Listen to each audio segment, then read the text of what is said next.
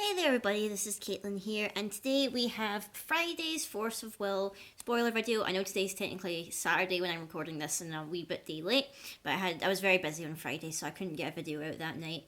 So Friday, our spoilers were related to the Wind ruler of this set, and a couple of cards that work quite well with it, which we're going to go into in a second. I think that as of now, we have the 5 rulers revealed for the Moonlit Savior. I don't know whether they're going to have like maybe a secret ruler or whatever. I think we only have like 5 inserts or whatever for inside the boxes, and they did say that the 5 inserts were going to be the 5 rulers for this set. So I feel like we're maybe only going to have 5, similar with Twilight Wanderer, how we only had 5 in that. I know we had 7 in 7 Kings or whatever, but I think we're going to have 5 for this set, and that it looks as if that's going to be it for in terms of rulers. But looking at what we had coming out on Friday, whatever, obviously the ruler that we saw that was released was Yggdrasil, or however you pronounce it. I'm not quite sure. I think I keep pronouncing it wrong, whatever. It was Yggdrasil for the Wind ruler, and I think kind of the theme of the spoiler article was the force of nature. So this is like about Alice. She's gone to the tree of Yggdrasil to try and regain her energy and strength, after defeating Dark Alice, and the Primogenitor has arrived with, his minions, and he's going to come and, I don't know whether he's going to try and erase this world or totally destroy it, or whether he's really after Alice or whatever. It seems he's mainly interested in destroying the world, so Alice is going to the Yggdrasil to regain her strength, waiting for some help to arrive in the form of like Kagui and all that. So for the spoilers that we've got, so looking at it here, the first one we have here is one of the new Memorias, which is Yggdrasil's Memoria, which is pretty cool. It says, when you control a J ruler, you banish this card. So the gimmick with the Yggdrasil was that it doesn't flip over to a J ruler side. What it is, it's like a kind of like a static ruler, similar to how Grimm in like Crimson Moon Fairy Tale, he doesn't flip over to J activate or whatever. He just stays in the ruler, but he has an ability or whatever, and he calls stones and blah blah blah. That's the same with Yggdrasil. So basically, you don't really want to be running this card if you do plan on J activating your ruler, or running a ruler that has that ability. You're probably best to only run it with Yggdrasil, because that seems to be the most benefit you get from it. If you tap it, you get a green, and obviously you get a windmill. And if you pay 1 green and tap it, you can recover a resonate of yours. You can only play this ability during your opponent's turn. So if you've got, say, this open and a green well open, you can just, do a little trick, maybe block again or whatever for that turn. We have Foment of the World Tree, which is one of the spell chants for Yggdrasil or whatever.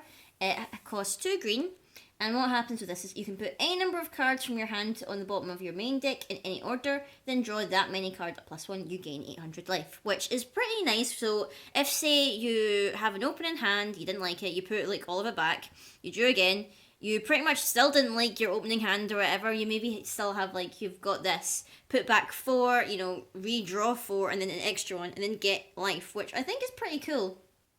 Probably you could even run that in any kind of green deck you're running or whatever. It doesn't need to be Yggdrasil, but I think that's quite a nice effect. And then we have one of the new Resonators, which is Child of the Forest, which is 2-cost Spirit. Spirit was a kind of a Resonator class, which I think has been in previous sets, but it's not really been like used as like a whole theme deck of itself. Like you wouldn't really run a whole Spirit deck, because I don't think there's many Resonators with that kind of classing. But it's got 300 attack and 900 defense, and its effect is, as long as your ruler is Yggdrasil, this card can block Resonators with flying. So which is kind of cool, because this doesn't actually have flying itself. So if you're going against pesky fairies or whatever, you can still block them even with this, even though it's not flying. Also, you can prevent all damage that would be dealt to this card by J rulers. So if a J ruler is attacking and you block, you prevent the damage, whatever, which is pretty handy. This deck seems kind of like targeted toward people who like to go in heavy with their J rulers or whatever. That's like kind of the idea I've been getting from it so far. But the next Resonator that we've got is the World Tree Protector, who is an avatar. I can't remember whether we've had avatar Resonators before, but he's a 2-cost, he's 4/4 attack and defense, and his ability is, when this card is put into the graveyard from your field, you can search your deck for an avatar, reveal it, and put it into your hand, then you shuffle your deck. And then this card gains +200/+200 for each avatar in your graveyard. So if you're running at least 4 of this avatar, I don't know if there'll be more kind of avatar cards or whatever, I'm not quite sure. You could at least if you had like 3 in there, you'd have like a bonus of 6. If I can do the math correctly. Yeah, it would be a bonus of 6. which, is pretty cool. And then we come to the actual J ruler itself, or, well, the ruler, because it's not going to flip over, which is Yggdrasil, the World Tree, and it's, like, literally known as the Ethereal Tree, and it's, like, classification or whatever. And it has, like, obviously it's not going to be flipping over, so mainly the thing you're going for is its effect, which is, if damage dealt by a card your opponent controls would reduce your life to 0 or less for the first time this game, it reduces your life to 100 instead. Then you may search your main deck and or hand for up to one card named Avatar of the Seven Lands Alice, and one card named Blade of the Seven Lands Excalibur X, and put them into your field and shuffle your deck. Which, is, like, it's one-time effect. So the real, like, big thing with this is, if, say, you were going to go down to 0, like, by, say, I know it says by a card, so I don't know whether that means if, say, a Resonator your opponent controls gets you down to 0, or whether it needs to be a spell or something, like a Thunder or whatever, damaging you to 0 or less. I'm not quite sure about that.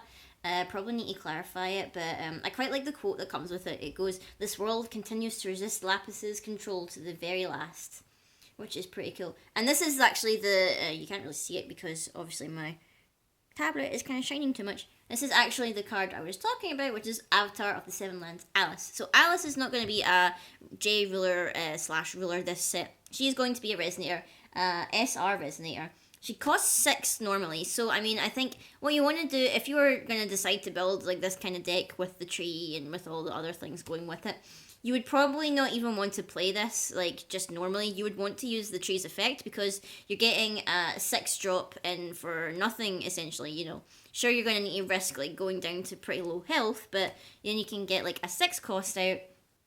For 6 cost, she's 1500, which I suppose late game might not seem so good, but if you found a way to like egg your opponent on to like attack you specifically, get your life down like pretty early, you could easily get her out, because like she comes with quick cast and target attack, which is pretty cool. Also, her effect is, if damage would be dealt to you, it's dealt to this card instead. So she can essentially soak up hits, she can deal hits, she can target stuff. Obviously, the Memoria can help you restand her or whatever. So she has a pretty cool Resonator. She's just, she's got that really, chunky cost or whatever for playing her. You maybe only want to run at least maybe, I don't know, 2 or 3. I would say 1, but then obviously there's the Primogenitor who can steal a card, so he might steal Alice. I don't know why he would want to steal Alice, but there you go. I also like her quote as well. It's, "Yggdrasil's power tells me I have to stop you. Even if I can't win, I won't lose." Which I find is quite interesting, like kind of lore-wise, because we know that this is the third part of this cluster. There's obviously a set coming out after Moonlit Savior, so it kind of like maybe alludes a little bit to what's going to happen after this set. Is Alice going to defeat Primogenitor? Because we've still got one set to go before this cluster is complete. So we don't know whether we're going to have, like, Alice maybe escapes to a different world. Maybe she finally settles in this world after defeating Primogenitor.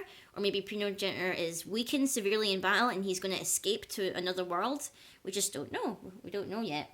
And obviously this is the Regalia which is going to probably be working best with Yggdrasil, which is the Blade of the Seven Lands Excalibur X, which I'm guessing is sort of like the Excalibur that obviously Fairy Alice uses, but it's been like, it's soaking up Yggdrasil's power, so it got overpowered as well.